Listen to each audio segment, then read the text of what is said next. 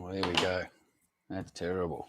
Well, it looks terrible on my laptop, but this is me working out lives on YouTube. Can't do it on my phone, so I've got to do it on my crappy old laptop. So there we go. Today's topic, embracing discomfort, and how in doing so, you can change your life. Not can, will. And that's the guarantee I'll give. If you learn and you start to understand this idea or this concept of embracing discomfort, your life will change. It's not a question of can. It is that simple. And I say it's simple because it is, because it's a matter of choice. It's a matter of deciding that thing, that person, that feeling, that series of thoughts, that problem that keeps repeating in your life, that cycle that won't go away, when you stop and when you face it and when you sit in the discomfort and you let it rock your world, when you're able to do that and you see the red flags go up, all of a sudden things start to shift. Now, whether you believe in God or the universe or source or whatever your understanding of that is, when we sit in ease and comfort, when we sit still and when we take the comfortable road, the universe, God or source or whatever you want to call it, shuts down. We're expected, and what is asked of us in this lifetime is to step forward and to take action. Yeah, now that's probably a description for a whole new life. So right now, what I want to do is talk about the mental resistance that comes up when we're looking at the idea of embracing discomfort. So look at your daily existence and inwardly, not how many times do you say no outwardly. It's a good sign to start with, but inwardly, how many times do you stop yourself from saying what you really feel? How many times do you stop yourself from taking that leap of faith? How many times do you shut down that little voice that wants you to push harder or go further, or to share that raw and vulnerable part of yourself that needs to be shared, needs to be seen so that you can move past it? Those are the moments that the mind will throw up protection mechanisms and it'll say no. And it is easy for you to start seeing them when you're able to be honest with yourself. The problem we have now is that we've been told to pretty much allow our minds to just run the show.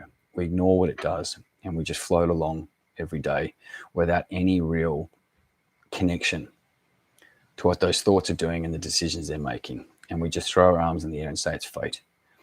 The reality is, at any given point in time, you can stop and choose a different path. All you need to do is start looking at those daily thoughts, start looking at the amount of times that you say no, and start looking at the things you're saying no to. In those red flags, you will see discomfort. It will hurt. Yes, it will hurt. It'll be difficult. It'll be tough.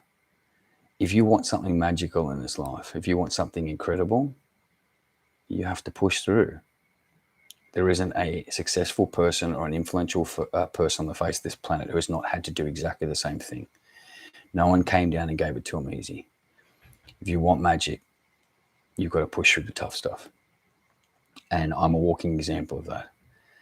Now, I mentioned that I was going to give you a free challenge.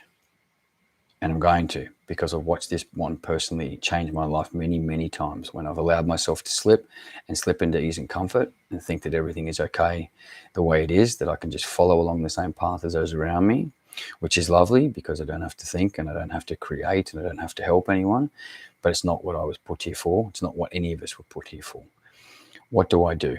What do I do to bring myself into an alignment or into a place where I start to have doors open wide? Really simple thing. So simple, most people are going to turn around and say, too good to be true. Well, I can promise you it's not. And the personal development world has done itself a huge injustice by complicating a lot of what is being offered to people in terms of change. If you want to change your life, they're very simple tools. The one I'm going to give you right now is get up at 5 a.m. every day for 30 days. There are a series of add-ons you can put to that. But if you just wake up at 5 a.m. for 30 days, what will happen is you will physiologically start to change. Your body physically, your circadian rhythms will start to go back into line. You'll start doing things accidentally by drinking more water. You'll start breathing deeper. You will start going to bed a bit earlier when eventually it catches up with you that you can't sit up at 11 o'clock every night on social media. You will start consuming with your eyes and your ears very differently.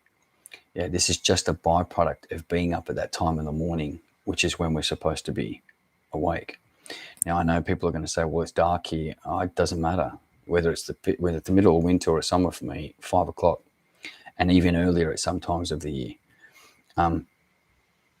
If you want to do the research, Google it. Go and have a little bit look about what I'm talking about. This isn't something I've invented. This isn't something that is new. This is something that almost every successful person on the face of the planet does just by habit, whether it was passed on to them by their parents and they were lucky enough to continue it, or whether it's something that they've learned and they've just decided it's so simple they don't talk about it. We need to talk about what's simple, because simple is something you can do every single day. And when you start doing little things simply every single day, your entire life will shift. It will change. Doors will open that you once thought impossible. You will start to see the world in a way that is mind-boggling for people after 30 days. Opportunity will open up. It will scare you even how much of a shift you can see in that time. I'm going to keep coming back here. I'm going to keep talking about this stuff. I'm just beginning to understand how I translate this message. So thanks. I'm enjoying doing this now.